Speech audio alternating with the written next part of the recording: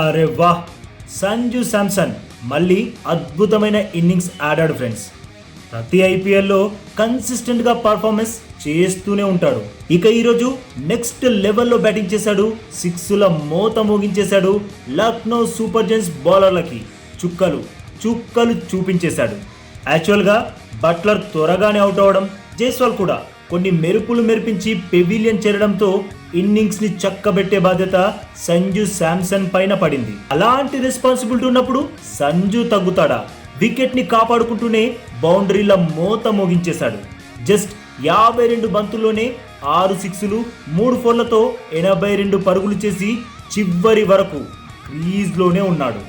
49 పరుగులకి 2 వికెట్లు కోల్పోయాక రియాన్ పరాగ్తో కలిసి 93 పరుగుల భాగస్వామ్యం నెలకొల్పాడు. ఆ తర్వాత జురేల్తో కలిసి 43 పరుగుల పార్ట్నర్షిప్ నెలకొల్పాడు. అందులో జురేల్ 20 రన్స్ చేశాడు. ఇలా తను క్రీజ్ లోకి వచ్చాక ప్రతి బ్యాటర్తో కలిసి విలువైన పరుగులు సాధించి స్కోర్ బోర్డ్ పై 193 పరుగుల భారీ స్కోర్ నుంచగలిగాడు సంజు శాంసన్. ఇక శాంసన్ చేసిన 82 పరుగులే ఈ ఐపీఎల్ సీజన్లో ఇప్పటి వరకు హైయెస్ట్ ఇండివిజువల్ స్కోర్.